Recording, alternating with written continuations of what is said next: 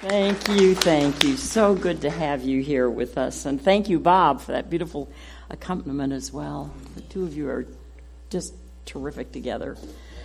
And Carlton, I have watched him through the last, couple of years at least, go through some pretty tough times. And that man, he's like that, you can't get him down. He pumps up and he's choosing joy. He's living it, is what I'm saying. He's walking it. And joy is a choice. It is something that often we miss because we figure, well, I got nothing to be happy about. I'm nothing to be joyful about. So when something happens, then I'll be joyful. And as the song so wisely says, I choose joy. I choose it. So I have a testimony, a personal testimonial that from just this morning, and it fits right in with the words of this song where, I don't know if you caught this one little part that said, so, when I wake and stumble to the mirror and what I see makes me wish that I could stay in bed. Did you hear him sing that? And then the next line says, there's a power deep within my being, and you know the rest. I choose joy. Well, so I was in a mood. Ever wake up and be in a mood? And it was Sunday morning, and I was going to go preach on gratitude and joy, and I thought, oh, Karen, you better get it together, girl. So, truth be told, I never ask you to do anything that I'm not working with myself. So I sat down in my prayer chair, because sometimes it's my TV chair, sometimes it's my prayer chair, sometimes it's my sit and eat dinner chair, but today it was my prayer chair. And here's how my thought process went, and it was just so fast. I thought, okay, gratitude, no matter what, which is what I talked about last week. And right after that, popped into my mind a phrase that one of my ministerial colleagues I had seen her say many times, and it was fairly recently. I was watching her on a YouTube video, and she said, my God is an awesome God.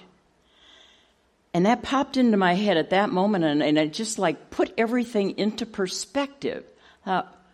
Wow, is your God an awesome God? By the way, let me remind you, I don't care what you call God, or, don't dredge up your old baggage about that. Just realize there's something that is absolutely awesome in support of us. So here it was, within a nanosecond of gratitude, my God is an awesome God, which honestly I didn't say, I got to think something positive. It just popped into my head. And right after that, I got a text message from a friend up in upstate New York who is part of a center up there, and he has come to visit Sarasota on a number of occasions and visited us, but it's probably been 5 or 6 years since I've seen him or even been in touch with him. And here comes this wonderful message saying, I was just sitting here having my cup of coffee reading the little Troward book that you wrote, and I'm just loving it so much, and I forget what his words were, really so very complimentary. And he said, how are you doing? And I think of you often. Well, I thought, wow, I am not alone. We're not alone in this. And what are the chances? Just in that moment, he's sitting up there in upstate New York and sends me this message that just lifted my spirit so much. We have an awesome God. We are part of an awesome energy system.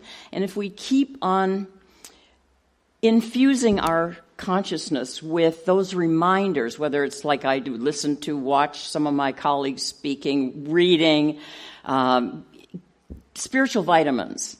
And then when we're sitting there in our stuff, so often it'll just pop right in and, oh yeah, I remember now. So I just had to share that with you because and then there's, Carlton had to go and sing those words about how it can be. So listen, we're going to explore today a little bit about how gratitude really is a choice. And how it has everything to do with, this month of Thanksgiving, as we've been talking about in my series this month, and being mindful of being grateful. We just are. We're reminded all over. And I meant to tell you, I got in the car then, and my music starts playing, and I never know what's going to play because I have it on shuffle. And here comes this choir singing a song, and 90% of the words were grateful.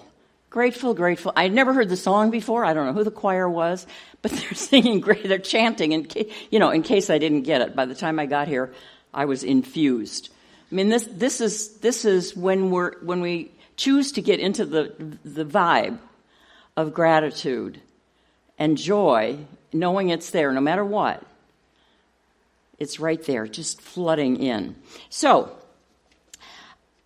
as I've told you in these first couple of Sundays in this series, in my search for some different ways to look at the practice of gratitude and thankfulness, I found this one of the best books I've found on the subject, which is called Thank and Grow Rich by Pam Grout. Thank and Grow Rich.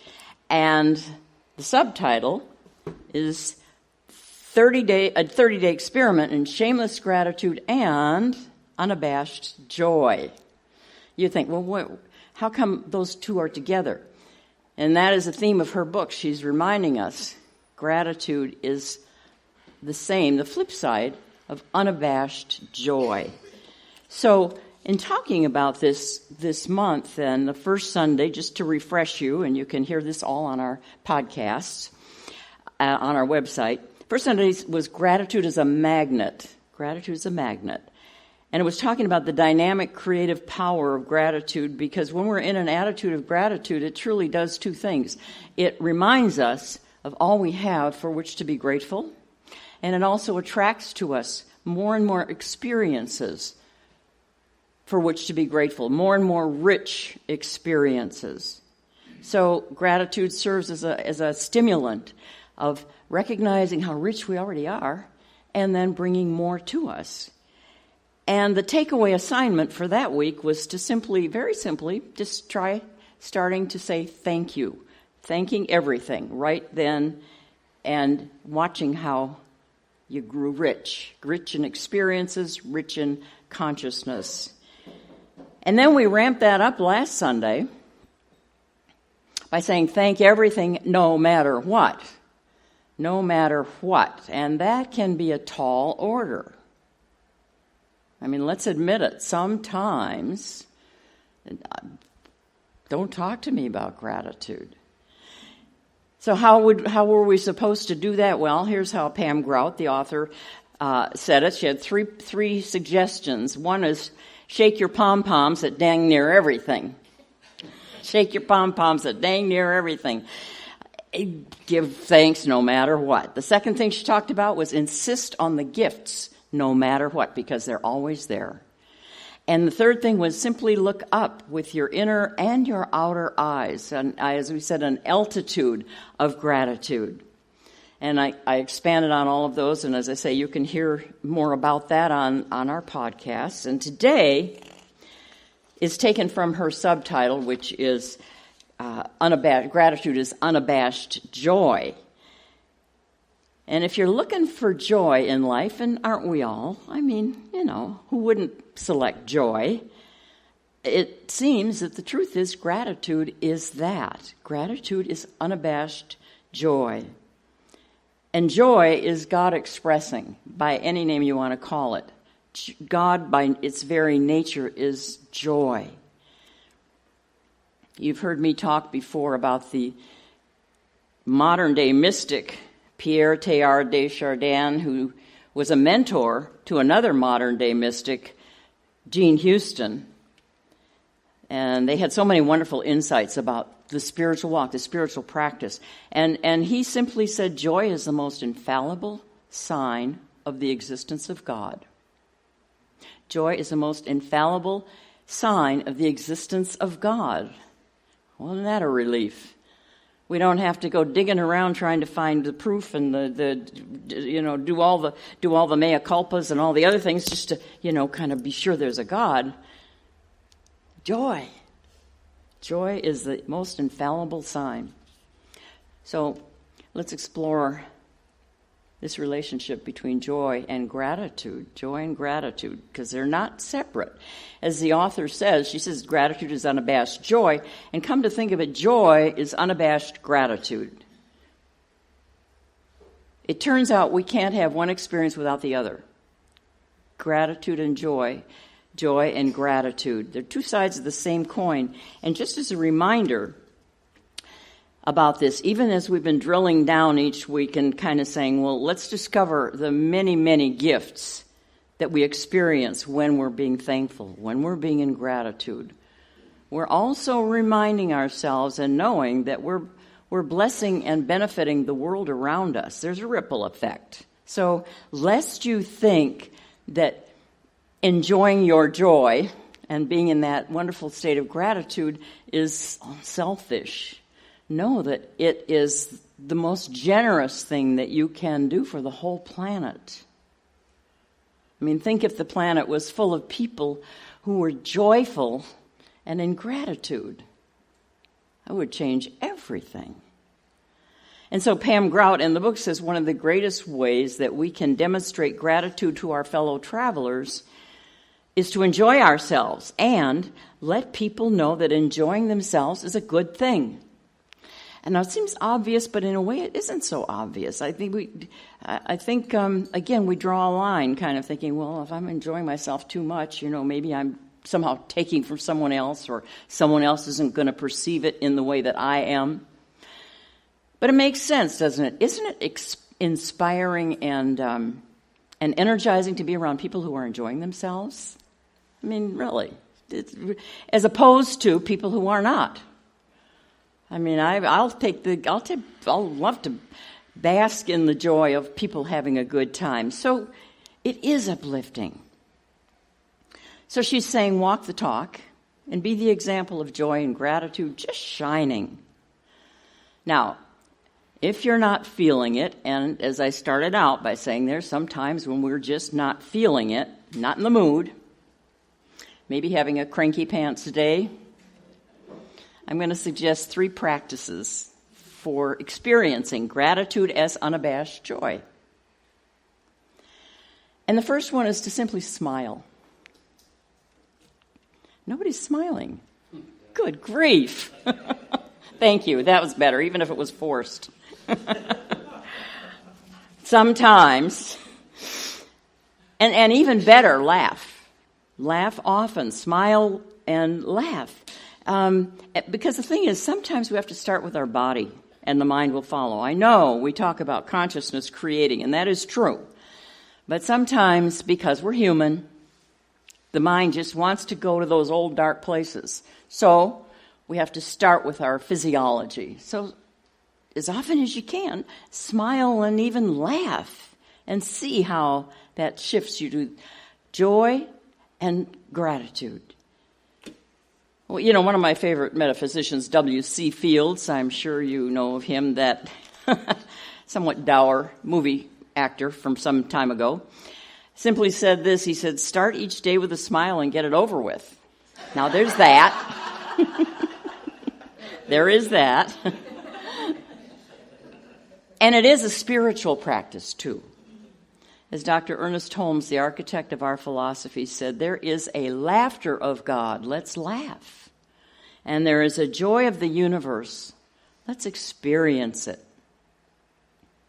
And I realize when I am smiling or laughing, I am feeling grateful. I may not be, consciously saying that in my head, but when I'm laughing and joyful and smiling, I can't help but feel grateful. And conversely, when I'm feeling really grateful, think about it too, aren't you? I can't help but smile. If you're really thinking of something you're so grateful for, you smile. So I challenge you to notice this week, and play with it. And just, start that day with the smile and at least get it over with, if nothing else. But you'll be surprised. This is how we start to open ourselves up to the joy that God is in us. And so then the second practice for experiencing gratitude and unabashed joy is to get out of your own way. Get out of our own way. The truth is, no one can steal our joy but us. No one. So we have to get out of our own way. Easier said than done. How do I do that? Well, a friend and colleague, Dr. Patricia Campbell, up in the Calgary Center for Spiritual Living, wrote a book a few years ago called Giving God a Good Time. Pat is quite a comedian anyway. She's just full of fun. And so this is a book that's just perfect coming from her. Giving God a good time. But let me ask you, are you ready to give God a good time? It's not about asking God to give you a good time. We often do that, don't we? Well, in some version, God, please, work it out, make me happy, give me joy. Instead, it's saying, hey, it's on me. It's on you. Give God a good time. And if that idea causes you just for an instant to say, huh? I mean, it did me. When I first heard it, I thought, wait a minute, what? Then that's a bit of an indicator that we just might be in our own way of our own innate gratitude and joy. Here's how she writes about it. Giving God a good time. And of course, God can be by any name. But she says, of course, the God I'm talking about is not the big bearded guy in the sky who punishes or rewards on a whim. She says, I don't think that guy ever has a good time. She says, the God I'm talking about is the loving energy, the life force that flows in, through, and around everything and everyone. So how do we give God a good time? For everyone, it's personal, it's different. Every one of you has a way. You know when you're living full out, you're giving God a good time. When you're living with joy and fun and laughter, creative wonder, feeling like you're so alive, you're giving God a good time. And when we're doing that, how could we not be also in gratitude, in a thankful mode? They go together. Thomas Troward, who was an influencer of Dr. Ernest Holmes, the philosopher or the architect of our philosophy, and back in the early 1900s, and he wrote so many wise things about the power of our thought, the power of our consciousness creating our experience, because that is what the universe does, what God does by means of us. He simply said, Spirit wants to enjoy life. Simply as that. That's not just a nice, bumper sticker or cross-stitch thing on the wall. It's its nature. It wants to enjoy life.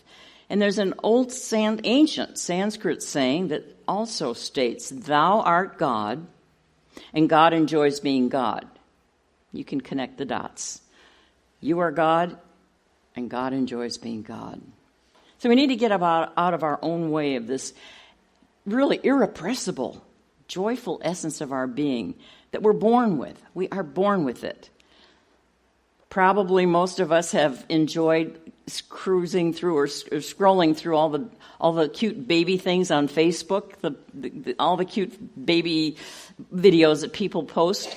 And so many of them just show that innate, bubbling joy in living, and that's what we're born with.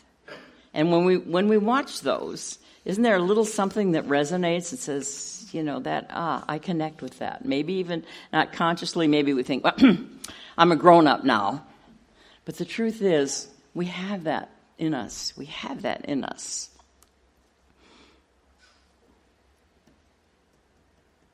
So a little more about how do we get out of the way?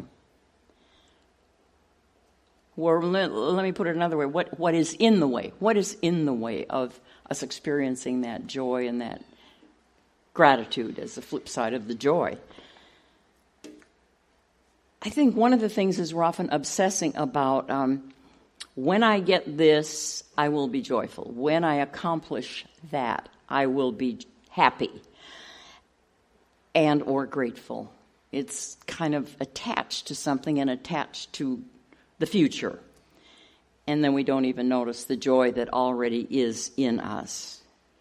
We get in our own way by living in fear and uncertainty. I know those things come to us and all the time. We're inundated with those, but I'm talking about letting those be our guide and our baseline of fear, uncertainty, lack of judgment, of self-recrimination. those are things that get in the way of giving God a good time. And we can get out of our way by recognizing those and choosing to shift our thinking to our inner world versus the outer. Because those things that would trigger the fear, the doubt, the judgment, the lack, the self-recrimination are all outside of us. They're all people, places, and things, the past, some even the future, all outside of us. And we know that any time, that's the tail wagging the dog, when we let ourselves be moved around and influenced by the outer stuff, stimuli, we're in our own way. When we, no matter what is going on, if we can go again inside to our inner world, where our God is an awesome God, we find that then we can tap into that inner joy.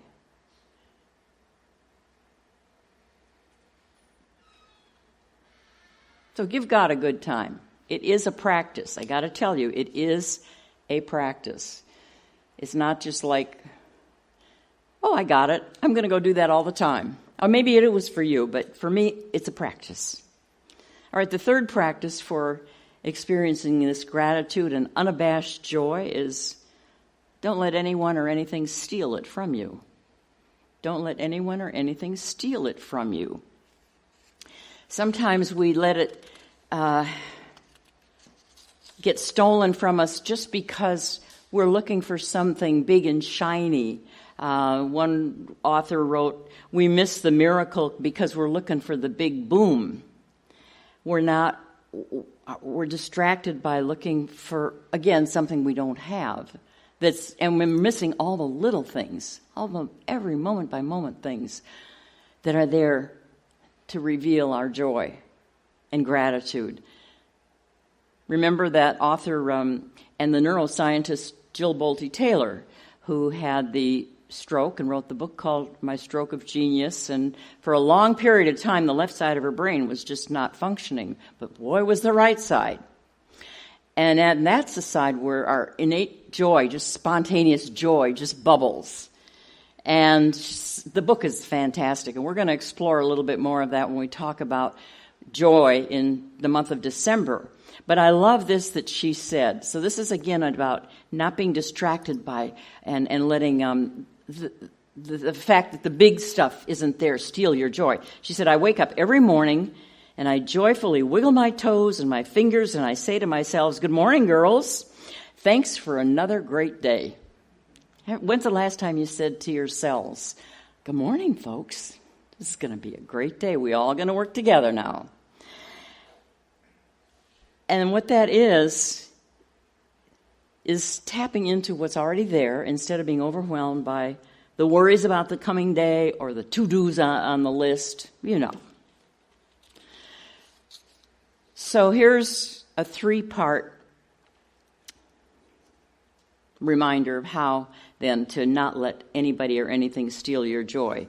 How to actually, as the author of this poem, or this little couplet said, I love when people ask me my secret for being happy.